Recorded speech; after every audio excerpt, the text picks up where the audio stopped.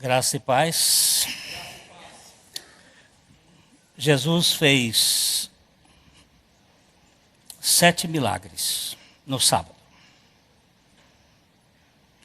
7 intervenções importantes no sábado.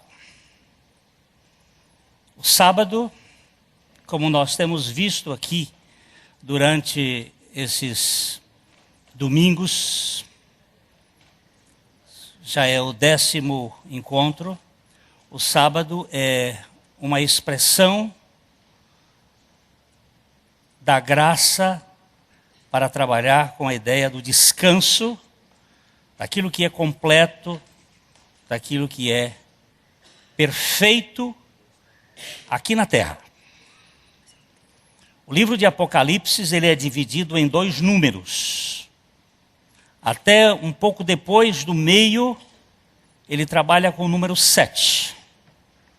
São 7 igrejas, são 7 cartas, são 7 trombetas, são 7 selos, são 7 anjos, o número 7. Quando você sai para ter a visão, que João é convidado para subir e ver o que ia acontecer do céu na terra. Depois ele é convidado a olhar o que acontece no céu. O número muda. E o número é 12. Então você tem 12 fundamentos, 12 portas, 12 pérolas, 12 apóstolos, 12 patriarcas. E esse número 12 fala da perfeição celestial. A perfeição na terra está ligada à obra da Trindade em toda a sua ação. A perfeição do céu, a obra da Trindade na plenitude do que a Trindade faz. Nós analisamos aqui durante vários dias sobre um milagre especialmente. Hoje nós vamos dar uma passada rápida, corrida, nos 7 milagres de Jesus no sábado. O descanso. O irmão Riolando, ele me mandou um material muito interessante, e na verdade nós temos não só 5 sábados, aqueles sábados de descanso que eu analisei, mas são 8 sábados. E culminando com o sábado eterno, o sábado de Deus. Mas nós usamos aqueles 5 sábados para mostrar a realidade da graça em aspectos específicos da história do povo de Deus. Então, nós temos os 7 milagres do sábado, está falando do descanso, e mais especialmente o descanso relacional. Nós somos seres relacionais e precisamos desse descanso nas nossas relações. Vamos passar, então, precisamos fazer uma diferença entre o que é o evangelho e o que é religião. Engraçado que eu fiz com todo carinho as mudanças, por alguma razão do nosso sistema, ele saiu tudo de uma vez. Não sei o que foi que aconteceu, mas eu trabalhei com esmero para fazer isso. A religião e evangelho. Eu quero voltar a fazer uma batida em cima da nota só. O que é religião, o que é evangelho? O que é religião? Aquilo que o homem faz. O que é evangelho? Aquilo que Deus fez. O que é religião? É a tanguinha feita por nossos pais, costurando lá no jardim do Éden para cobrir a sua nudez. O que é o evangelho? É a roupa que Deus fez de pele de animais e cobriu. Deus fez e cobriu. Evangelho está focado no que Deus faz. Religião está focado no que o homem faz. Religião é esforço. Evangelho é graça. Então vamos para frente. Vamos ver o que vai dar aí. Logo em seguida nós temos, não saiu do jeitinho que eu fiz não. Religião baseia na conduta na lei. a conduta que está fundamentada na lei, enquanto que o Evangelho baseia a prática da lei em Cristo. A prática da lei é Cristo. Ele diz assim: eu farei com eles uma aliança, uma nova aliança. Eu colocarei no coração deles e na mente deles a minha lei. Que lei é essa que ele ia colocar dentro de nós, na nossa mente? Cristo.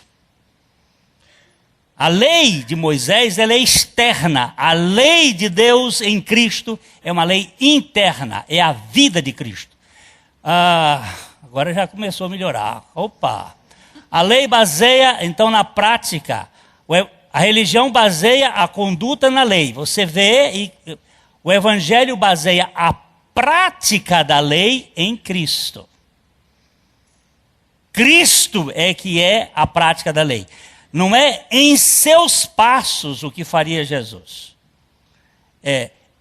Eu sou os passos de Jesus que vive em mim. Ele vive em mim. Então, segundo, a religião trabalha por meio do esforço custoso. Você sabe quando é que uma coisa é religiosa? Porque ela tem um preço a pagar. Todas as vezes que você ouvir essa expressão, nós temos um preço a pagar, isso é religião. E todas as vezes que você ouvir, o preço foi pago e foi alto o preço, é evangelho. Então, o que faz? No Evangelho, o esforço. Há esforço? Tem esforço. Mas o esforço é custeado pela graça de Deus. É financiado pela graça de Deus. Paulo diz assim: eu trabalhei muito mais do que todos os outros apóstolos. Não eu. A graça de Deus que estava operando isso em mim. Quando nós fazemos pela graça, ainda que nós suemos, não é um peso. A vida cristã não é pesada, é atribulada. Tribulação é uma coisa, são as lutas desse mundo. Peso é você ter que carregar. Alguém diz assim: a vida cristã é muito pesada. Mentira. A vida cristã é muito atribulada. Mas Cristo é a minha vitória. E eu tenho prazer em fazer as coisas dele. Esse prazer não é meu, é dele. É ele que vive em nós. Então nós precisamos ver isso. A religião propõe o descanso como conquista. Na religião, o sábado é no último dia. Primeiro dia, segundo dia, terceiro dia, quarto dia, quinto dia, sábado. Sexto dia, sexto dia, sábado. O sábado é o último dia. Na fé cristã, o sábado é no primeiro dia. O descanso é no primeiro dia. Não é conquista. É dádiva. Veja bem. No Evangelho se recebe o descanso em Cristo. No Evangelho, a semana do Evangelho começa no primeiro dia da semana. No dia da ressurreição. No dia do descanso. Como dádiva. Não como conquista. Mas como doação de Deus para nós. Depois, a religião se impele pela evolução do ego. Ela cresce na força do ego. O ego vai sendo mais, até um ego mais humilde. Você pode ter um ego mais santificado. Eu chamo de educadão. Educa-adão. Ele fica um ego educadão. Mas ele é ego ainda, quer ser visto, quer ser aplaudido, quer ser reconhecido. O Evangelho sustenta a substituição da vida do ego pela vida de Cristo. Adão não presta para nada, em termos de reino de Deus. Tem que ser substituído, trocado. No lugar de Adão, Cristo. E aí, Evangelho. Vamos passar para frente. A plenitude do Evangelho. Como é que ele chega? O Evangelho é a libertação pela justiça de Cristo. A minha justiça cheira podre. Ela é chamada no Velho Testamento de trapo de imundícia. Panos podres de menstruação. Todas as vezes que eu me justifico, eu estou apodrecendo o ambiente. Todas as vezes que eu apresento a minha justiça para os outros, aquilo estraga, aquilo cheira mal. Todas as vezes que eu me submeto à justiça de Cristo, há um bom perfume, o cheiro do churrasco de Deus, o cheiro do holocausto do Cordeiro de Deus. Então eu estou debaixo dele. Segunda coisa, a justiça de Cristo foi imputada a nós pela graça, ao crente pela graça. É concedida, é dada. Ele nos dá a sua justiça graciosamente, contrária ao processo religioso que você tem que conquistar, tem que merecer, tem que ser premiado, até mesmo com respeito aos galardões. A imputação pela graça promove a paz da alma. Quando somos justificados em Cristo, nós temos paz. A Bíblia diz, justificados, pois, pela fé, temos paz com Deus por meio de nosso Senhor Jesus Cristo. É paz interior. O que acontece? A paz pessoal nos conduz ao descanso interior. Se uma pessoa está ainda buscando, porque ela não achou. Ela está buscando.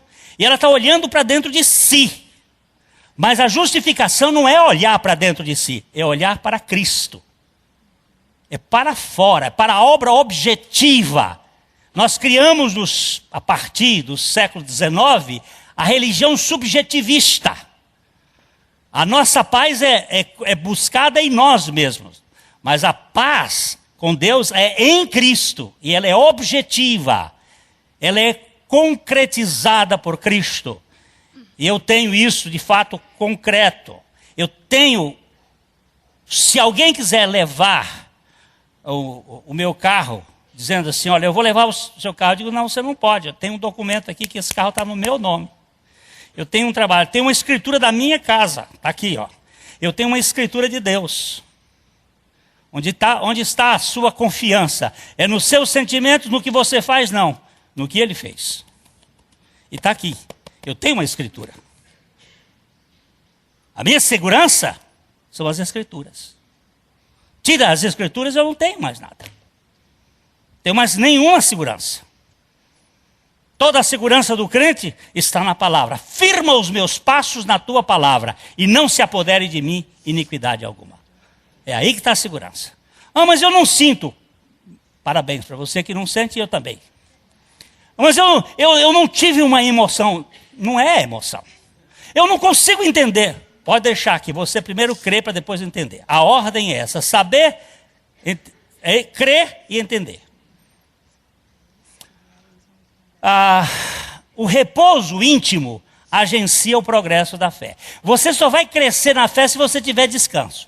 Você só vai ter descanso se tiver paz. Você só vai ter paz se a justiça de Cristo for imputada a você. Você só vai ter a justiça de Cristo imputada se Cristo realizar a obra. Ele realizou. Ele realizou. Ele me deu, me imputou, colocou na minha conta. Depois promoveu paz no meu interior. Me conduz ao descanso íntimo. E eu agora, com esse descanso íntimo, vou crescer na fé. Lembre-se de uma coisa, a fé não é nossa. Você não nasceu com fé, você nasceu ímpio. Alienam-se os ímpios desde a madre. Andam errado desde que nasceram proferindo mentiras. Tem peçonha de víboras, tem peçonha semelhante à peçonha das víboras. E tem tapado os ouvidos. O homem não escuta espiritualmente. Ele é morto espiritualmente. Ele tem veneno de cobra. Quem é que faz essa obra? O Espírito Santo, pela obra de Cristo, gerando fé. Primeira coisa, prega o Evangelho. Ide por todo mundo e pregai o Evangelho. O Evangelho o que faz? O Evangelho é o poder de Deus para a salvação de todo o que crê. Mas como é que ele crê? Pelo poder da palavra. A fé vem pelo ouvir e o ouvir da palavra de Deus. Quando você prega a palavra, o defunto levanta. Lázaro estava morto e Jesus falou.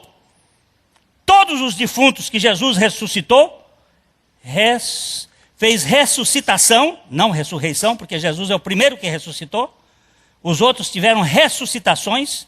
Qual é a diferença em ressuscitação e ressurreição? Vamos dizer de novo. Ressuscitação é fazer o defunto voltar a viver a vida que ele tinha antes. Ressurreição é ele ressuscitar uma vida que ele não tinha antes. O primeiro que ressuscitou dentre os mortos foi Jesus. Os outros tiveram ressuscitações, depois morreram.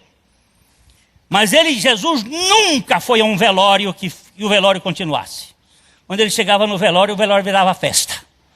Porque ele tinha o poder da palavra e a palavra ia, levantava o defunto. E pregar o evangelho é a mesma coisa. Você prega, vai levantar o defunto. Eu tenho que correr, viu? O avanço da fé é expandir-se pela vida de Cristo. A fé é dele e é ele que executa a fé. Ele é o autor e ele é o executivo da fé. Eu não tenho fé, mas ele opera a fé e eu recebo a fé pela graça de Deus. Vamos ver mais um aqui. A vida de Cristo crescendo em nosso espírito produz santificação subjetiva e conduta objetiva de fé. Dentro do meu coração, eu tenho a fé subjetiva. Agora, quando eu vou agir por fé. Vamos ver. Vocês vão atravessar o Rio Jordão. O Rio Jordão está cheio. Creia na minha palavra. Na hora que botar a planta dos pés de vocês, pá, a água vai abrir. Não, o Senhor abre e nós vamos passar. Ficava brigando a vida toda. Você põe e a água abre. Não. Nós queremos que o Senhor abra para poder. Aí você não vai ter fé nunca. Aí o cara que foi na frente, o primeiro dos sacerdotes, com a arca, eram quatro levitas. Os 2 primeiros da frente, botou a... Pronto. É objetiva. Estende a tua mão, toca na vara, toca na água. É sempre assim. Tem algo subjetivo, mas tem algo objetivo. A santificação é a conduta da fé que leva à adoração. Se uma pessoa tem fé e não adora, é mentira. E adora antes da concretização do assunto. Pode adorar. Antes de acontecer o episódio. Porque quando o episódio acontecer, já não é mais por fé. Já é pela realização. Vamos para frente. Quais foram os 7 milagres que Jesus fez? O primeiro está registrado em Marcos 1, 21 a 28. A libertação da opressão. Opressão. A ação maligna no mundo. Deixa eu falar uma coisa aqui. Aqui dentro dessa sala, falta água. Não, está aqui embaixo. Aqui dentro dessa sala, tem muitas rádios. Muitas agências de rádio passando através das ondas artesianas. Aqui está a Rádio Pai Querer, a rádio... vai dando uma rádio aí. É só o Pai Querer, vocês vão lembrar todo o nome delas. Quais são os nomes das rádios daqui de Londrina? Alvorada, Brasil Sul, CBN, Igapó. Elas estão aqui dentro. Se eu puser um receptor e colocar o dialzinho em cima da frequência, vou captar. Aqui dentro está a Globo, aqui dentro está a SBT, aqui dentro está. Mas nós não estamos vendo, porque não temos receptor. Aqui dentro dessa sala, há muita energia. Cada pessoa, você é energia, você é matéria, você é átomo. Átomo tem positivo e negativo. Elétrons, prótons e nêutrons. Aqui dentro dessas células tem. Você pode usar a forma yin e yang, positivo, negativo, energia. Tem gente que tem uma energia negativa. Você conversa com ela, ela te consome. Algumas pessoas, quando eu vou atender, eu saio exausto. Tem outros, quando eu atendo, eu saio robustecido. Assim, ele parece que me alimenta. O que aconteceu? Tem gente que mata cobra. Tem gente que mata planta. Ele tem um olho que a Bíblia chama de oftalmos. Oftalmos é uma palavra bíblica para dizer inveja. O invejoso que mata as coisas. E a gente que consome energia. Nós vivemos num mundo de energia. E aqui dentro dessa sala tem anjos. Está cheio de anjos. Nós temos a terceira dimensão, é onde nós vivemos, mas temos a quarta dimensão, a quinta dimensão, a sexta. Como é que vocês, matematicamente, você começa para estudar isso? Para o homem chegar na Lua, eles fizeram cálculos exponenciais até 53 dimensões. Dimensões. A dimensão espiritual. É o espírito. Por que Jesus atravessou uma parede? Ele quebrou alguma lei, Dr. Christian Shane? Não, meu filho. Christian Shane, quem é? Um físico nuclear que prega o evangelho. Dr. Christian Shane, quando Jesus atravessou a parede depois da ressurreição, ele quebrou alguma lei da física? Não, ele usou uma lei que nós não conhecemos. Quando ele andou sobre o mar, ele quebrou alguma lei? Não, ele usou uma lei que nós não conhecemos. Até muitos anos atrás nós não conhecíamos como fazer telefonia celular. Era desconhecimento da lei. Hoje conhece-se a lei, usa-se a lei. Então aqui tem os espíritos. Os espíritos espirituais, demônios, anjos caídos, estão dentro dessa sala hoje, participando desse culto. A Bíblia diz que é para que pela igreja a multiforme sabedoria seja conhecida dos principados e das potestades. Nós estamos aqui pregando diante do trono de Deus, mas há demônios dentro dessa sala. E há pessoas endemoniadas aqui dentro dessa sala, que ainda não foram libertas. Todas as vezes que uma pessoa sai do império das trevas, ela é exorcizada. Ela saiu do domínio de Satanás, do poder de Satanás. E aqui, olha, vamos ler aqui esse texto de Marcos 21, 21 a 28. Depois entraram em Cafarnaum e logo no sábado foi ele ensinar na sinagoga. Maravilharam-se da sua doutrina, porque os ensinava como quem tem autoridade e não como os escribas. Não tardou que aparecesse na sinagoga um homem possesso de espírito imundo, o qual bradou: Que temos nós contigo, Jesus Nazareno? Vieste para perder-nos? Bem sei quem és, o Santo de Deus. Mas Jesus o repreendeu, dizendo: Cala-te e sai desse homem. Então o espírito imundo, agitando-se violentamente e bradando em alta voz, saiu dele. Todos se admiraram, a ponto de perguntarem entre si: Que vem a ser isto? Uma nova doutrina? Com autoridade ele ordena os espíritos imundos e eles lhe obedecem. Então correu célere a fama de Jesus em todas as direções, por toda a circunvizinhança da Galileia. Aqui nós temos Jesus fazendo a sua primeira intervenção num sábado,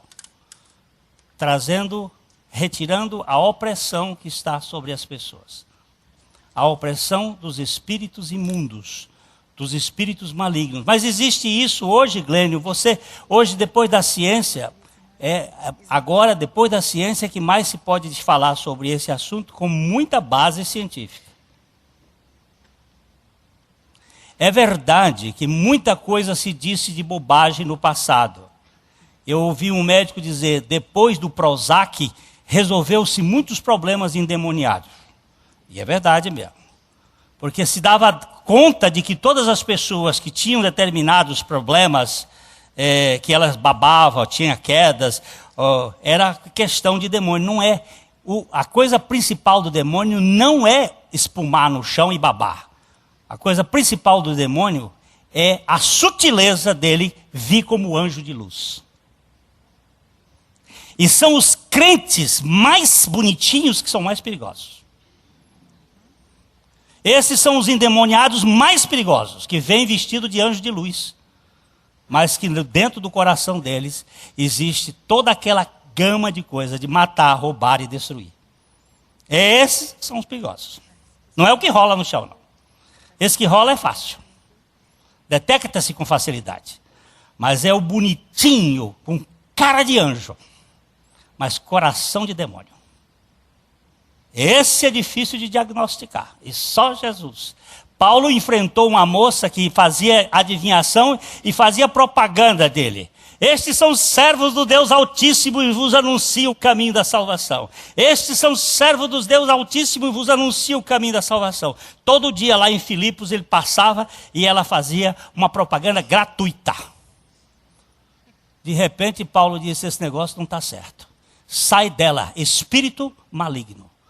Saiu, ele levou uma surra por causa disso, foi preso, foi para o tronco, mas era espírito maligno, mentiroso, não, falso, era. Mas umas coisas ele dizia verdade, outras coisas é. É aí onde está o perigo. Vamos ver rapidinho. Característica de um possesso na Assembleia. A Assembleia de Deus, não a igreja Assembleia de Deus, a Assembleia do povo de Deus é lugar de esconderijo de possessos.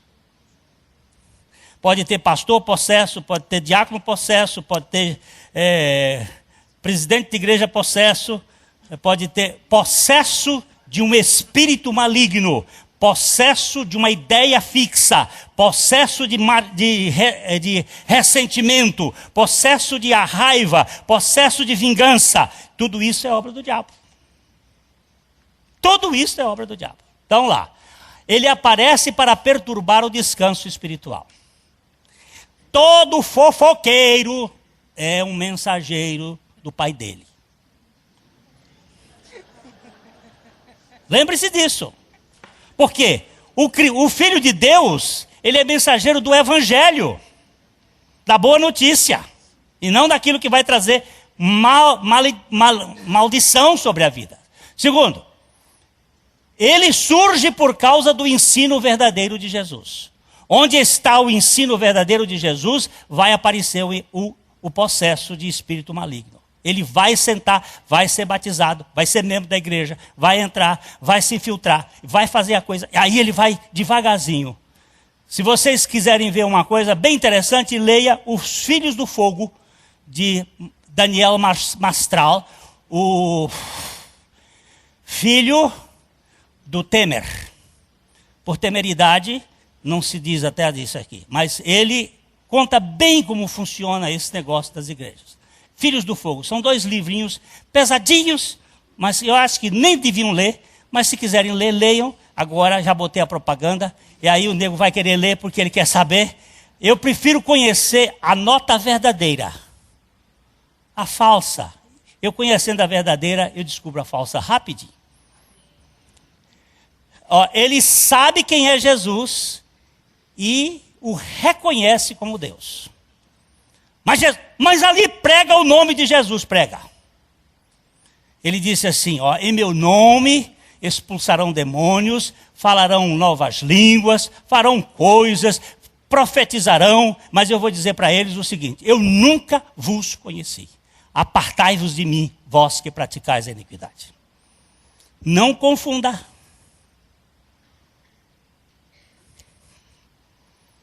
Ah, mas lá prega, não tem dúvida. Ele sabe quem é Jesus e reconhece, faz propaganda de Jesus e usa o seu nome. Muitas coisas, hoje tem que ser corrido porque tem muita coisa, todo o primeiro são 7. Tem muita coisa que vocês vão descobrir que está aí. Vem, porém, para turvar o êxito da doutrina de Cristo. É sujo. É doutrina suja, é espírito sujo, espírito que esconde a suficiência de Cristo. Cristo e mais alguma coisa. A graça e mais alguma coisa. Isso é obra do demônio. É graça plena, meu irmão. É Jesus somente. Olha a igreja morta aí. Tem demoniada aí para valer. Sabe que a pessoa de Jesus é a causa de sua derrota. Vieste para nos fazer perder? É, exatamente. Eu vim aqui para esmagar a cabeça da serpente. É o fruto da mulher. É a semente da mulher. A mulher não transmite. No XX, ela não transmite a pecaminosidade. Ainda que ela seja uma pecadora, ela não é uma pecatriz. O pecatriz, a origem do pecado está no homem. Por um homem entrou o pecado no mundo, por um só homem. A Bíblia ainda diz assim, por um só homem entrou o pecado no mundo. O pecado está no Y, não no X. Então, o busilis da questão, o X da questão, não é o X, é o Y.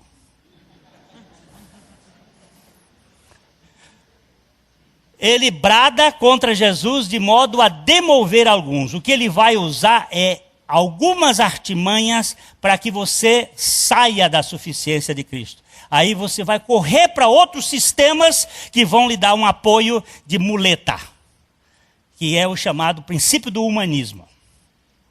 Isso é o endemoniamento pior que existe no mundo.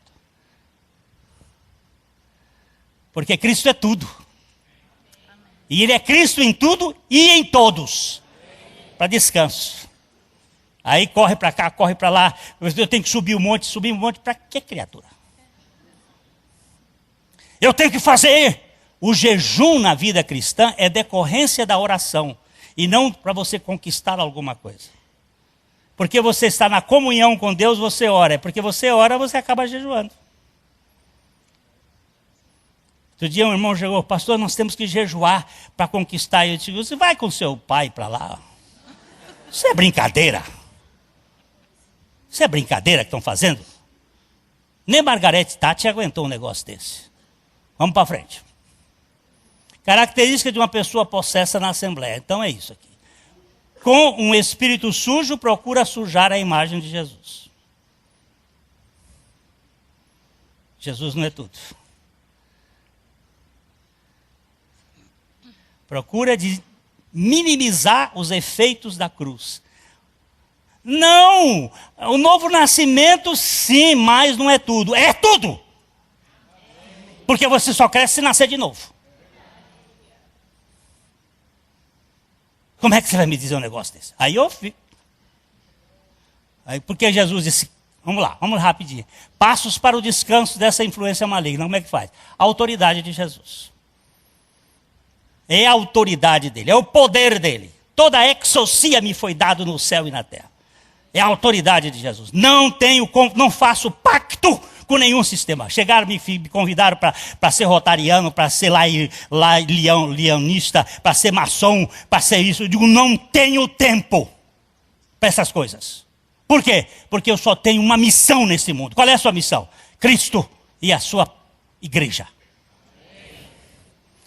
Tem muito defeito na igreja? Tem. Porque o diabo gosta mesmo de botar o joio dentro da igreja de Cristo. Mas é aqui que nós vamos ficar. É nesse negócio. A ordem de Jesus é: cala-te. É preciso fazer calar muitos que andam no meio de vós, que andam dizendo determinadas coisas que não são minhas. Bota eles para calar. Segundo, terceiro, o banimento de Jesus é: sai. Tem gente aí querendo conversar, dialogar com o diabo. Olha você, como é? Outro dia disseram, não pode usar vermelho porque o diabo disse lá numa reunião que vermelho é a cor dele. Você vai, diabo, dizer isso? Essa cor foi feita por Deus. Que negócio de vermelho, cor do diabo? Eu hoje até podia ter vindo com a camisa vermelha. O que vai acontecer? Aí é a agitação do intruso. O intruso vai ficar agitado dentro da igreja e vai começar a fazer. Daqui para frente você presta atenção quem é o intruso. Ele vai começar... E é no cochicho. Nós estamos fazendo um diagnóstico perfeito, daí para você vai ter uma terapia fácil. A admiração da Assembleia diante do poder de Deus. Todo mundo vai olhar para... Puxa, é Jesus mesmo. Ele bota para correr. A outra, rapidinho, senão a gente não consegue. A curiosidade sobre o assunto. Aí todo mundo quer... Esse é um assunto que traz muita curiosidade. Lá no Rio de Janeiro, o pastor Buchaim estava pregando na igreja, a igreja anglicana. E chegou um baita de um cara fortão daqueles. E ele estava tocando a sanfona assim, depois do culto. E ele caiu, correu todo mundo. Ele disse, vai comer seus sanduíches. Deixa ele cair daí. Vai lá todo mundo, vai embora daqui. Esse não é espetáculo para crente, não. Espetáculo de crente e a glória de Deus. Deixa ele rolar aí. Deixa ele rolar. E ele continuou cantando. O Espírito de Deus habita em mim. Parapapá, parapapá. Glória a Jesus, porque Ele habita em mim. Parapapá, parapapá. Tenho a sua santidade, tenho a sua plenitude, santidade e poder, pois o Espírito de Deus habita em mim. Mais uma vez, e mais duas, mais três, e o cara rolava para lá, rolava para cá. Daqui a pouco ele levantou, botou a sanfoninha e disse assim, saia dele e nunca mais volte. Caiu, foi embora. Sai e acabou. E o assunto é, não vou tentar saber nada do diabo, eu quero conhecer Jesus e esse crucificado. Vamos lá. A confirmação do princípio de autoridade de Jesus sobre os espíritos das trevas. Isso só vai provar que Ele é o Senhor. Aí na televisão bota aqueles coisas, a pessoa fica vendo aquele... Pastor Glênio, o que é aquilo? Aquilo é pantomima. Vamos embora. Jesus é glorificado e é reconhecido acima de todos. Quando ele faz, aí sai todo mundo dizendo, puxa, que autoridade ele tem, que poder. Ele é o Senhor. Liberta o que está fracassado. Corre, corre, corre, corre, corre. Segunda libertação da crise familiar. Qual é a outra? Ele sai da sinagoga, onde ele expulsa o demônio, vai encontrar um demônio na casa do outro. Qual é o demônio? O demônio da doença, da destruição. Tudo que mata, rouba e destrói é obra maligna, pecado. Lá estava uma crise. Vamos ver. Marcos 1, 29 a 31. Estava saindo de lá da reunião e foi para casa. E saindo eles da sinagoga, foram com Tiago e João diretamente para a casa de Simão e André. A sogra de Simão achava-se acamada, com febre, e logo lhe falaram a respeito dela. Então, aproximando-se, tomou-a pela mão, e a febre deixou, passando ele a servi-los. Passando ela. Ela a servi-los. É. Jesus agora vai. Como Jesus libera a crise? Jesus vai diretamente para a casa em que está a crise. Ele sai da sinagoga, vai onde está o problema. Ele sempre se mete no lugar do problema. Logo em seguida, ele ouve a respeito do problema, é o costão da oração. Eles logo contaram, ela está doente. Quem estava doente? A sogra, que tipifica uma crise de família.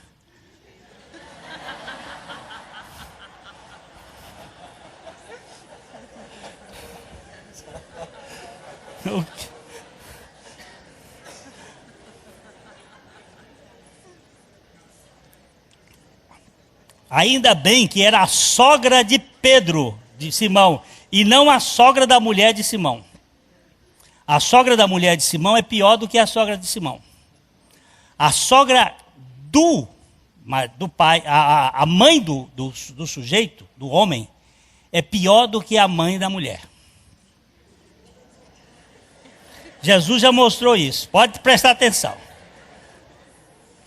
Ela dá mais trabalho. Porque o filhinho dela tem uma relação edipiana. Tem uma relação de poder e de dominação. É o filhinho do coração dela. Por isso é preciso ter muito cuidado com sogra de rapaz, da moça. A sogra da moça é um problema, é a sogra de Pedro. A crise era febre. A febre não é uma doença, a febre é um sintoma de uma doença.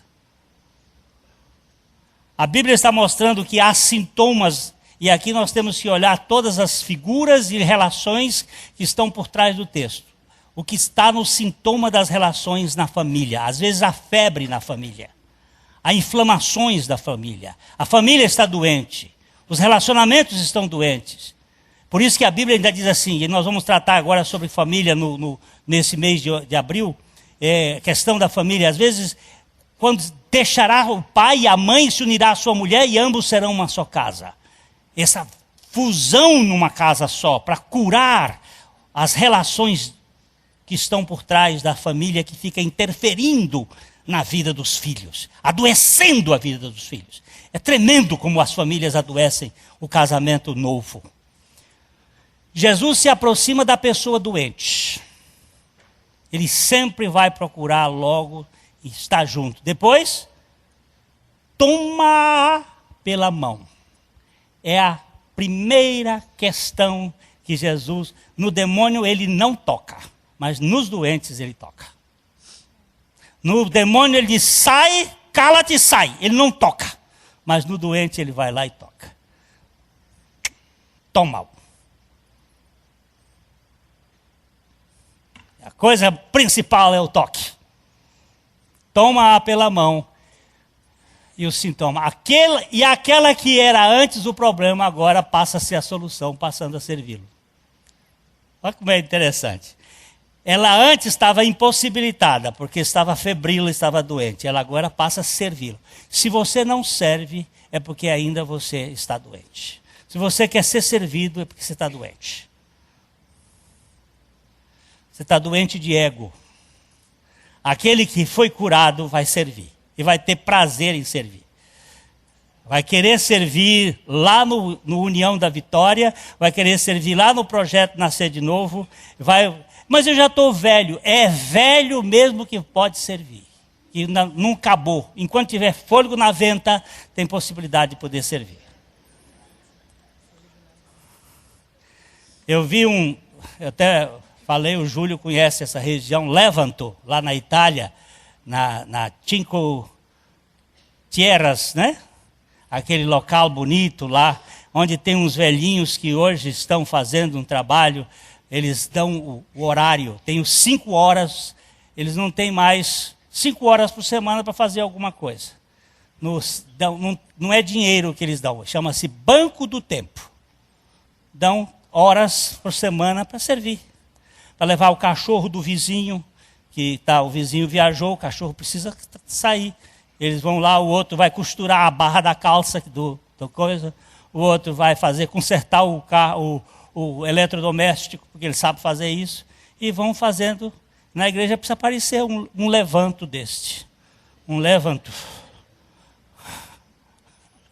E outra coisa, ainda tem mais uma para dizer assim de passagem. Não existe trabalho voluntário no reino de Deus. Você é comissionado. Tchau. A cura da paralisia da fé. Nós já tratamos muito isso, vamos passar rápido, mas vamos ver assim. Vamos ler, Juliana. Passadas estas coisas, havia uma festa dos judeus e Jesus subiu para Jerusalém. Ora, existe ali, junto à porta das ovelhas, um tanque chamado em hebraico Betesda, o qual tem 5 pavilhões. Nestes jazia uma multidão de enfermos, cegos, coxos, paralíticos, esperando que se movesse a água. Porquanto um anjo descia em certo tempo, agitando-a, e o primeiro que entrava no tanque, uma vez agitada a água, sarava de qualquer doença que tivesse. Estava ali um homem enfermo, havia 38 anos. Jesus, vendo-o deitado e sabendo que estava assim há muito tempo, perguntou-lhe: queres ser curado? Respondeu-lhe o enfermo: Senhor, não tem ninguém que me ponha no tanque quando a água é agitada, pois, enquanto eu vou, desce outros antes de mim. Então lhe disse Jesus: levanta-te, toma teu leito e anda. Imediatamente o homem se viu curado, e tomando o leito, pôs-se a andar. E aquele dia era sábado. Nós estamos tratando desse texto aqui, já é a 10ª vez que nós temos contato de João 5, de 1 a 9, falando desse esse camarada que ficou paralítico. Já vimos várias coisas. Vamos rapidinho. Os passos para a cura da fé, quais são? Jesus vê o paralítico antes dele o ver. Sempre você vai verificar isso. É Jesus quem vê a pessoa primeiro. Se você está buscando a Deus, é porque Deus buscou você primeiro. Se você está tendo vontade de conhecer mais a Cristo, é porque o Senhor está colocando essa vontade em você. É sempre Ele primeiro. É Ele quem vê a pessoa, não é a pessoa. O religioso, ele tenta mostrar que ele está vendo, mas ele não está vendo, ele está míope. Ele não vê Cristo, ele vê o sistema, ele vê a forma, ele vê o esforço dele, ele vê e ele fica contando: olha, eu orei e Deus respondeu. Cara, Deus te fez orar.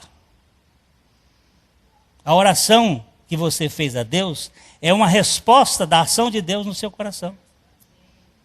Foi primeiro Deus que te tocou. Não é você. Jesus faz anamnésia. Anamnésia é o que o médico faz quando senta com uma pessoa para ver o que está o problema.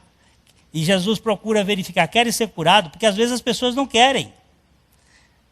Aqui nós temos falado esses assuntos, e domingos após domingo tem vindo irmãos dizendo o seguinte: eu não queria e o Senhor me fez, eu estou sendo curado, eu estou sendo curado. Levanta a mão aqui agora. Levanta a mão aqui agora quem foi curado a partir dessas pregações. Por favor, levante a mão. Olha aí. Eu estou vendo pessoas que estão sendo curadas. Outros não querem porque não querem ser curados. Foram curados de assuntos sérios. Viu? Muita gente não quer ser curada. Você quer que eu levante as minhas duas? Depois que eu comecei a pregar sobre esse assunto, 2 curas aconteceram na minha vida. Jesus fala e gera fé. Todas as vezes que vem fé, vem pela voz. A fé vem pelo ouvir, e ouvir da palavra de Cristo. Não é a palavra sobre Cristo, é Cristo falando. Quando eu falo em nome de Jesus, quando eu tenho o chalear de Jesus, quando eu tenho a procuração de Jesus e falo a palavra de Jesus, ali gera fé. Domingo à noite eu estava em Cascavel, onde teve uma festa espiritual maravilhosa, onde um homem foi liberto depois de ir 5 meses na cadeia por ir caçar onça e não matar nenhuma onça. Mas ele precisava ir para lá para ser encontrado por Jesus. Lá em Sinop. E a história dele eu vou contar o dia que ele vier aqui para testemunhar do que o Senhor fez lá em Sinop. O homem levantou, Jesus fala, gera fé, levanta, toma, anda. Levanta, toma, anda. Ele era aleijado, como é que podia levantar? Levanta, deu fé, toma, para quebrar a rotina da religião, e anda, vai embora. O homem levantou, tomou o leito e andou. Isso é obediência, fé e obediência. O homem rescindiu com o religioso. Quebrou o religioso, era sábado, ele não podia levar a roupa, a mala dele, a maca dele, a cama dele, ele não podia levar, era sábado. Mas Jesus quebra com este sábado formal e dá o descanso interior. O descanso interior é que é importante, é o descanso da Cristo. Ele obedece àquele que tem a vida e não aos legalistas. Você não vai obedecer a quem bota cabresto em você, a não ser que você queira ser jumento deles. Tem gente que quer fazer na base do legalismo. Não, tira o cabresto. Eu estou falando linguagem bíblica, Oséias capítulo 11. E ele inclinou-se para mim e tirou da queixada o cabresto e me deu liberdade. Vida cristã é vida de libertação, não é vida de encabrestamento. Sujeito que põe medo no outro. O medo em quem? Essa doutrina do medo, que vem desde da mãe e da avó, boi, boi, boi, boi da cara preta, pega essa criança que tem medo de careta. Isso é coisa do capeta. Tutu Marambá, não venha para cá que o pai da menina te manda matar.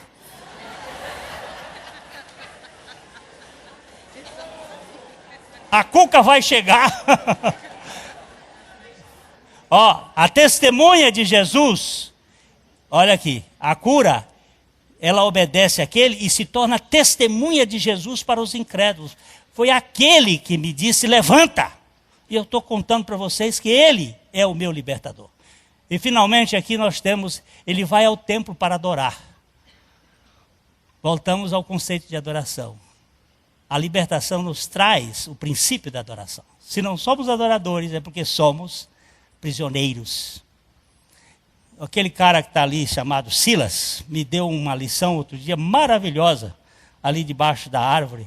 Ele disse assim que estava pensando no quadro de Paulo e Silas, colega de nome dele, lá na cadeia, quando eles levaram aquela surra por ter expulso o demônio, aí eles ficaram presos ali.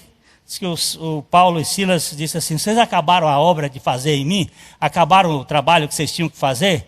Aí o pensamento do Silas, ele estava me contando a história do pensamento dele, diz que Paulo virou-se para ele e disse, então senta aqui que vai começar o culto. Vamos começar aqui o momento de adoração. E eles foram simplesmente adorar a Deus. Meia-noite, o Senhor resolveu fazer uma visita, abriu as portas, tirou os pés dele do tronco. Mas eles não tinham levado uma surra? Tinham. Mas em vez de ficar retidos pela amargura, eles tinham motivo para louvar. E aí nós temos muita gente aí que vive reclamando o dia todo. Reclama, reclama, reclama, reclama, reclama. Não tem adoração nenhuma, só tem reclamação. Vamos ao quarto. Sarando a mão mirrada. O quarto milagre é a mão encolhida. A mão miserável, a mão curta. Munheca de samambaia. Aquele que vive com a mãozinha grudada perto do corpo. Ó, vamos lá. Marcos 3, de 1 a 6.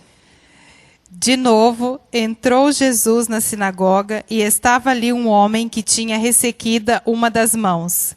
E estavam observando a Jesus para ver se o curaria em dia de sábado, a fim de o acusarem. Estavam observando Jesus. O religioso e os endemoniados gostam de observar Jesus para ver o que ele vai fazer. E Jesus está provocando e ele está querendo libertar as pessoas do sábado externo para colocar a pessoa no descanso dele. E disse Jesus ao homem da mão ressequida, vem para o meio. Então lhes perguntou, é lícito nos sábados fazer o bem ou fazer o mal? Salvar a vida ou tirá-la? Mas eles ficaram em silêncio. Olhando-os ao redor, indignado e condoído com a dureza do seu coração, disse ao homem, estende a mão. Estendeu-a e a mão foi restaurada. Retirando-se os fariseus, conspiravam logo com os herodianos contra ele e como lhe tirariam a vida. É sempre assim. Eles não olham para pessoas, eles olham para rituais, protocolos, símbolos, formalidades, coisas externas, que não tem nada a ver. Jesus olha para a pessoa. Os olhos de Jesus estão diretamente voltados para as pessoas. Jesus veio a esse mundo buscar pessoas. Não veio restaurar sistemas. Buscar pessoas e libertar pessoas. O reino de Deus é reino de pessoas. Ó aqui. Sarando a mão mirrada. Como é que faz? A mão mirrada tipifica os que não frutificam. A mão é o símbolo, tanto da conversa, como do toque, como da bênção, como do dar. Mão é símbolo significativo. Mas tem gente que tem mão mirrada. Não abraça, não toca, não abençoa, não dá. É tudo para si. Olha lá. Os religiosos observavam os preceitos do sábado. Vamos ver.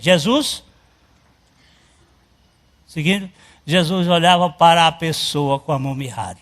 Ele ficou olhando para ele. Esse aqui. Mas é sábado, não se pode fazer isso. Mas pode, ele precisa ser liberto. Eu estou olhando aqui, eu vim aqui para buscar esse cara. Jesus o chama para o centro da congregação. Nós precisamos trazer os doentes para o centro dos olhares de Jesus. Você está com problema? Vem cá, vamos aqui, vamos olhar aqui, tocar em você. Aí, Jesus indaga, o que é lícito? Fazer o bem, o mal, salvar ou tirar a vida no sábado? O que se deve fazer? Aí o que acontece? Condoído, indignado, tem a indignação. Só para rapidinho dizer aqui para vocês o seguinte: se nós perdermos a condição de nos indignarmos, nós perdemos a condição de sermos humanos. Hoje, uma das coisas que o mundo está fazendo é cauterizar a pessoa que vive vendo televisão.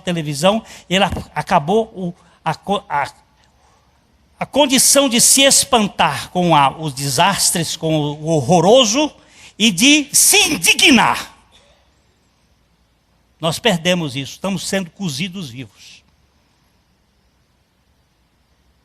Ele se indignou, mas se condoeu e disse ao homem, estende a mão. Estende a mão é a ordem da palavra dele gerando fé. E aí, o homem estendeu e foi curado. Obediência. A fé subjetiva tem que se tornar objetiva na obediência. Quer ver uma coisa? Eu estou magoado porque meu marido me abandonou. Estou ferido. Tá. Lógico. Você foi abandonada. Mas a ordem de Jesus agora é a seguinte: perdoa. Eu não consigo. Não estou lhe perguntando se você consegue ou não consegue. Estou lhe dando uma ordem. E ainda mais, estou financiando esta ordem. Estou lhe dando o poder para você perdoar. Estou lhe capacitando. Mas eu não consigo, porque eu fui muito ferido. Pois é, vai ficar aleijado pelo resto da vida. Estenda e perdoe. Com o perdão do Senhor Jesus eu te perdoo. Eu compro qualquer coisa com o dinheiro dos outros. O meu não, que é limitado. Mas seja o Bill Gates meu financiador. Para ver o que eu faço. Eu vou comprar coisa que você nem pode imaginar. Agora, deixa Jesus financiar o perdão. A mão aberta abençoa, toca e dá generosamente. A mão aberta. Ela vai chegar na cabeça do Fernando e vai colocar a mão na cabeça do Fernando, nesse cabelo bonito, e passar a mão com afeto. A mão aberta abençoa, toca e dá. E não tem falta. O munheca fica lá retidinho. E a palavra mais interessante que eu vi foi sobre o avarento. O avarento é a pessoa mais generosa que existe no mundo. Porque guarda tudo e deixa tudo para sua prole gastar. É a pessoa mais generosa. Vamos lá. A restauração da mulher encurvada. É o quinto milagre de Jesus no sábado. Lucas 13, 10, 17. Ora, ensinava Jesus no sábado numa das sinagogas. E veio ali uma mulher possessa de um espírito de enfermidade, havia 18 anos. Andava ela encurvada, sem de modo algum poder endireitar-se. Vendo-a, Jesus chamou-a e disse-lhe: mulher, está livre da tua enfermidade. E impondo-lhe as mãos, ela imediatamente se endireitou e dava glória a Deus. O chefe da sinagoga, indignado de ver que Jesus curava no sábado, disse à multidão: 6 dias há em que se deve trabalhar. Vinde, pois, nesses dias para serdes curados, e não no sábado.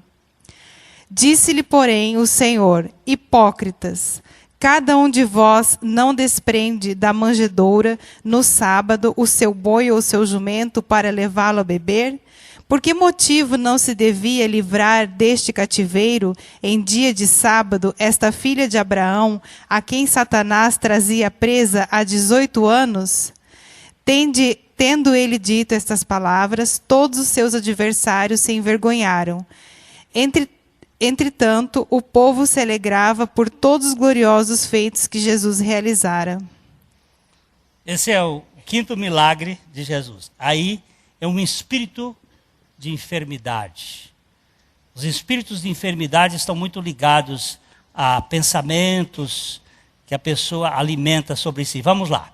A mulher tipifica o abuso maligno na vida. Os abusos são de vários tipos. Existe abuso social, existe abuso da força, do poder, existe abuso sexual. Domingo à noite, depois de ter pregado, uma moça lá em Cascavel corre do meu lado e eu sentei, ela sentou aqui do meu lado, começou a falar. Eu disse: minha filhinha, esse lado aqui não dá, eu sou surdo, tenho que virar para esse aqui. Então virei a cadeira, ela encostou a cabeça aqui e foi derramar a sua alma. 16 anos, abusada aos 9 anos pelo avô. Mas se você pensa que isso é pouco, lembre-se que a única estatística que nós temos no Brasil é uma professora da USP de São Paulo que diz que 23% da população de São Paulo foi abusada por algum parente.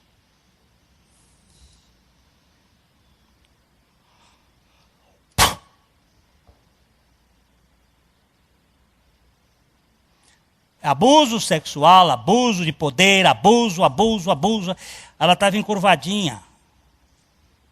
Aí ela vai à sinagoga porque Jesus estava lá. Mulher não ia à sinagoga.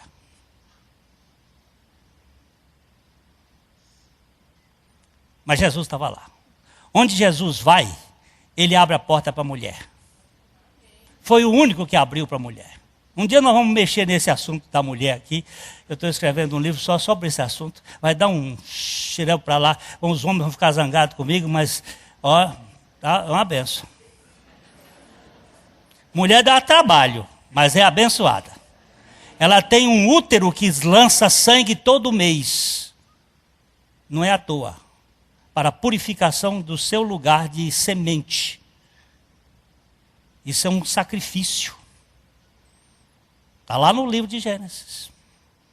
Jesus vê. Jesus a vê. Vai ver lá que Jesus a viu. Jesus a chama. Jesus fala com ela. Ele a liberta e toca para ser restaurada. Olha a sequência. Ele a vê. Ele a chama. Ele fala com ela porque ele está dando fé. Quando ele fala, gera fé. Ele a liberta. Ele toca para que ela seja restaurada. São 5 coisinhas assim. Tá. O que acontece com a mulher? A mulher é liberta, é endireitada e adora a Deus. Olha a adoração daqui já vem. Vem logo em consequência, pois eu fui alcançado pelo homem. Ele me viu, ele me chamou, ele me falou comigo, ele me tocou. E ele me libertou, e eu agora estou livre, e eu saio, glória a Deus, glória a Deus, glória a Deus. E esses crentes daqui de hoje em dia? Não dá certo, não sei o que porque foi, o pneu do carro furou. E furou para quê? Você dá glória a Deus com o pneu furado. Mas eu não sei fazer isso. É porque você é filho de quem? É do Dido? Os religiosos se indignam. Jesus fica indignado com o religioso e os religiosos ficam indignados com Jesus, porque Jesus quebra essas coisas. E Jesus mostra a diferença entre a hipocrisia e a libertação. O hipócrita se preocupa em soltar cavalo, jumento, boi no dia de sábado. Jesus se preocupa em soltar gente no dia de sábado. Você fica preocupado com sua posse, com seus bens. Jesus fica preocupado com os bens do pai dele. Os bens do pai dele são gente, são pessoas. Ele veio buscar pessoas. Você solta o jumento para ir beber lá no dia de sábado? Pois bem, eu vou soltar essa que estava presa por Satanás. Essa era a filha de Abraão. Eu preciso soltar ela dessa encurvatura que você está carregando sobre tantos anos nas costas. Vai embora, minha filha. Seja liberta. Vamos ver outro caso. O sábado é a ocasião de liberar e descansar a alma. O sábado é lugar de descanso. É a hora do descanso. Jesus é o sábado. Ele é o descanso. Ele nos tira o peso. Quem é você, Glenn? Eu sou um homem do sábado. Que sábado? Você é um sabatista? Não. Eu sou um sabatinado pela graça de Deus para viver no descanso da obra de Cristo. Vamos embora mais um pouquinho? Os religiosos se enfesam e o povo em festa se alegra pela obra de Cristo. Você vai verificar que todo religioso é enfesado. Tem prisão de ventre. Ele não consegue se liberar. Ele é uma pessoa que vive o tempo todo com má digestão. É aquilo, a palavra enfesado significa isso. Cheio dele mesmo. Em si mesmado.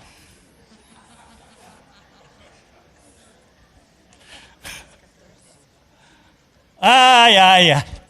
A cura de um homem com invisibilidade pública. É o sexto. Vamos lá, correr. Eu vou até meia-noite hoje. Mas esse é o último, porque já me deram um tempo dizendo que tinha que fazer esse último, né? Então tem que correr.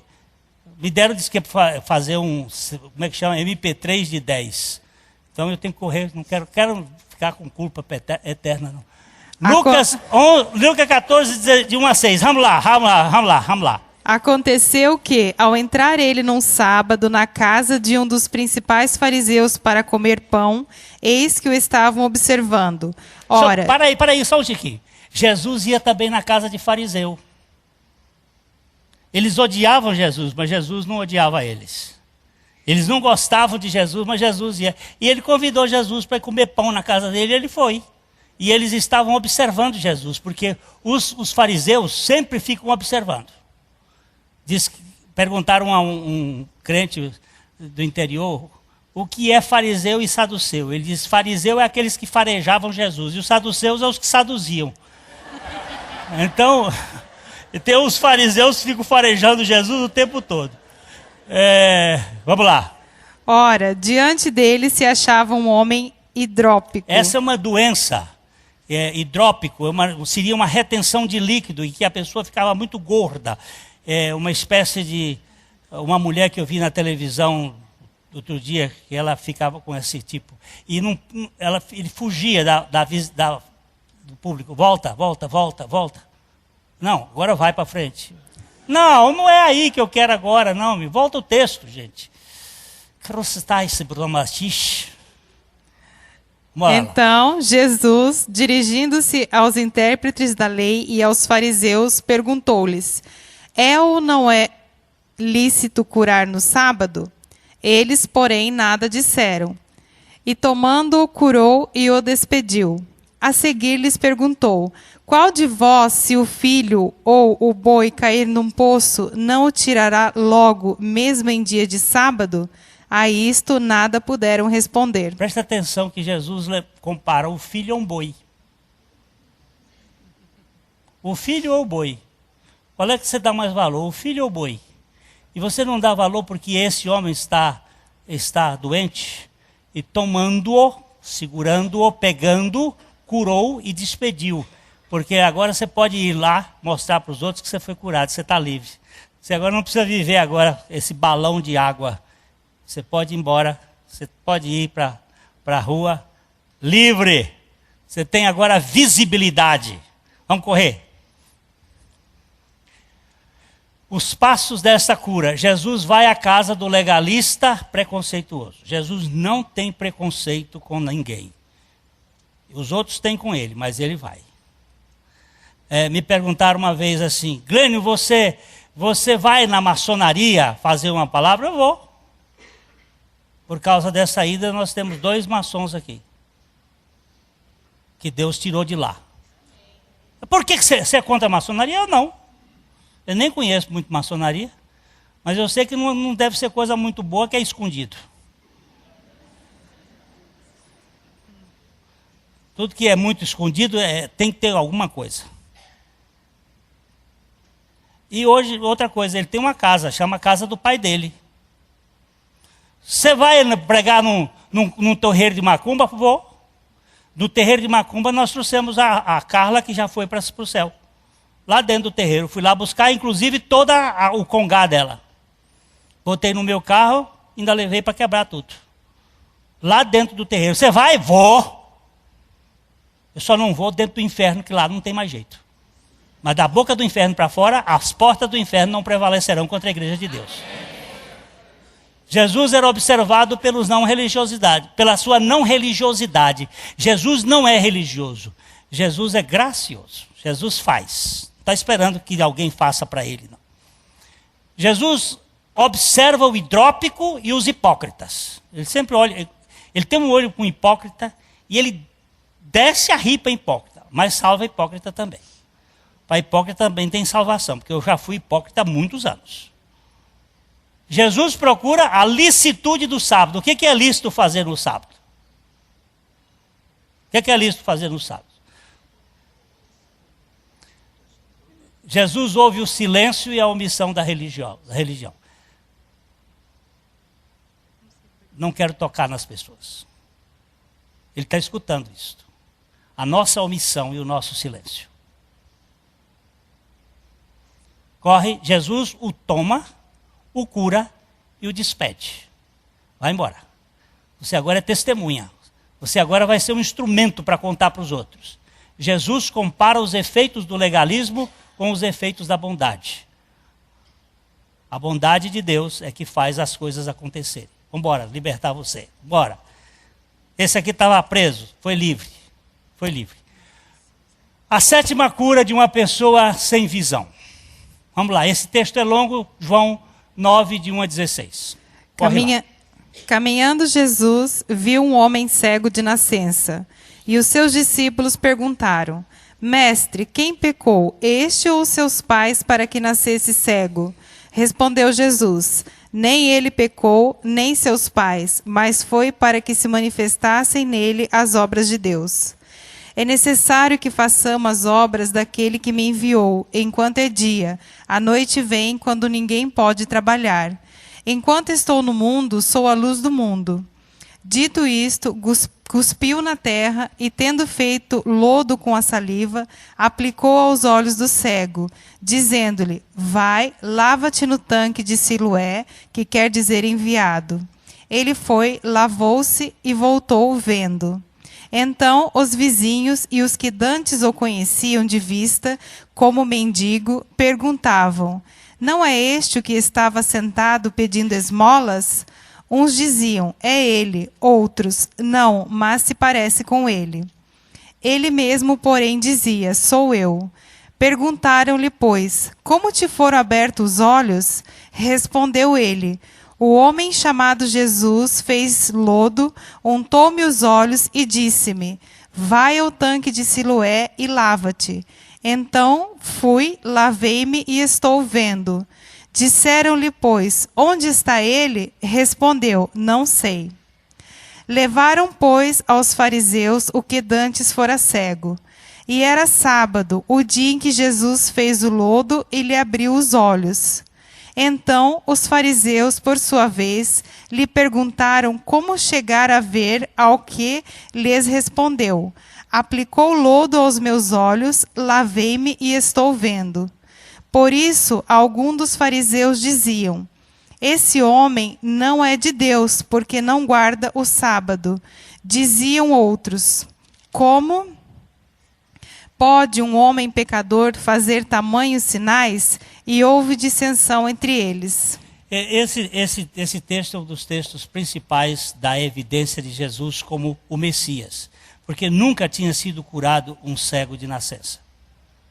Esse é um fato de um cego de nascença ter sido curado.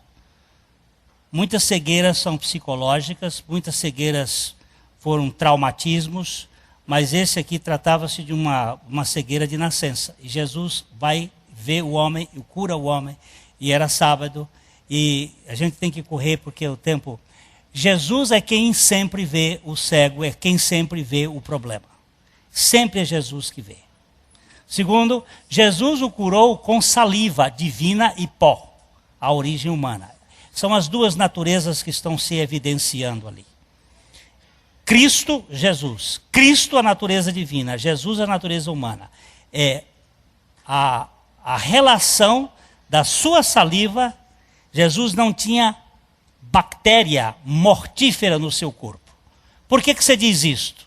porque ele era fruto do esperma de Deus com a semente da mulher. Ele não tinha morte no seu corpo. Ele não iria morrer se ele não recebesse os nossos pecados sobre ele. Ele era um Adão antes de pecar. O pecado é que trouxe a morte. Jesus analisa o enigma do pecado e a glória de Deus. Quem pecou? Este? Não. Nem este pecou, mas é para que se cumpra a glória de Deus. Nós temos a glória de Deus se manifestando em Cristo. Quando ele chegou, os gregos querem te ver. Ele disse, chegou a hora de ser glorificado o Filho do Homem. É a hora da cruz, é a hora da libertação. Jesus o envia ao enviado, a Siloé. Siloé é um tanque que vem da fonte de Guion. A fonte de Guion significa a fonte do que irrompe. São tipos de Cristo. Siloé era o tanque que estava dentro de Jerusalém, que vinha da fonte de Guion, que vem do lado de fora. E foi feito um canal pelo rei Ezequias, que também é uma figura de Cristo, e mostra a encarnação daquele que vem de cima para baixo para satisfazer a sede dos homens. Quando eles estavam lavando o templo e jogando água no templo para aquela festa, Jesus disse assim, quem tem sede, vem a mim beba. Eles estavam trazendo água de Siloé e colocando ali. Ele disse, eu sou o Siloé, eu sou o enviado do céu que vim para satisfazer a sede da alma de vocês. Eu sou aquele que veio como Guion, que irrompeu do céu e entrou na terra. O Cristo Jesus, que está aqui entre nós. E ele disse, a fé requer a palavra de Cristo. Vai! O cego foi. Ele vai cego e volta vendo. Sempre esta ordem. Sempre esta ordem. A palavra de Cristo mais a fé dada por Jesus igual a milagre. Que é milagre? Palavra de Cristo mais a fé que ele dá gera milagre. Crê. A crise entre a luz e as trevas espirituais. Jesus diz, eu sou a luz. Vocês vejam, enquanto eu estiver no mundo, eu sou a luz do mundo. Eu vou trazer luz para você. Luz que vai curar todos os tipos. Vamos correr? A cura da visão espiritual. Vamos lá, mais rapidinho. Os 7 milagres, eles falam do descanso do evangelho versus o cansaço da religião. Toda religião gera cansaço. Todo o evangelho gera descanso. A libertação da opressão maligna na congregação foi o primeiro milagre de Jesus. Segundo, a libertação da crise familiar, a cura de um ícone que traz um conceito maldito, a sogra. Curar a sogra é uma bênção. Vai trazer paz, vai trazer serviço para dentro de casa. Vai trazer libertação. A cura da paralisia espiritual da fé vai trazer a quebra dos conceitos religiosos. A cura, sarando a mão mirrada que não consegue dar nem tocar. Vai ter bênção. Em casa vai ter gente servindo, marido servindo, lavando louça, e mulher lavando carro, e... Viu como ficou bom?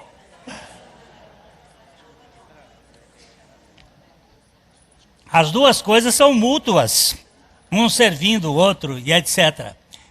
A restauração do peso maligno da religião opressora, ou religião opressiva. Vai ter pessoas endireitadas, erguidas, não vivem mais sobre o medo da religião, do peso, vai ficar livre. Opa! Eu sou um aceito por Cristo, eu fui um liberto. Sou um liberto.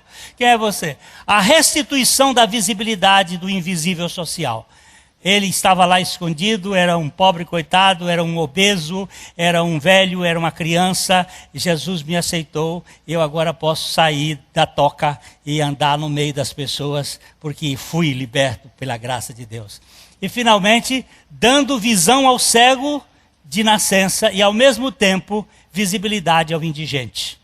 É ele que traz a visibilidade. Ninguém fica como coitado. Outro dia uma pessoa chegou e disse assim: ô Glênio, aqui na nossa igreja as pessoas não procuram a gente. Eu digo: não, então o problema não é das pessoas, é seu.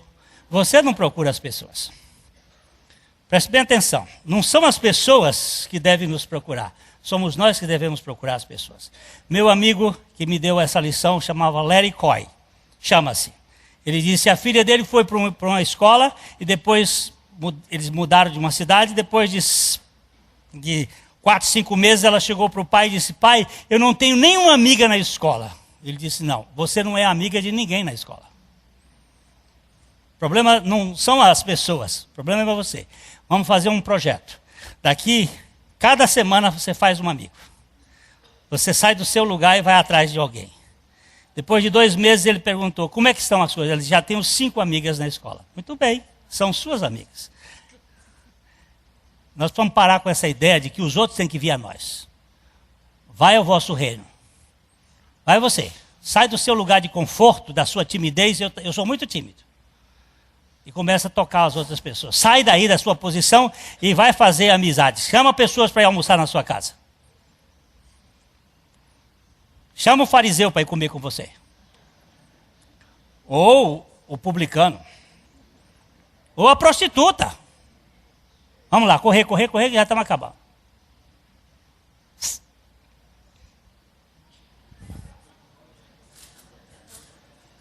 Está liberto ou não? Vai viver no sábado ou não?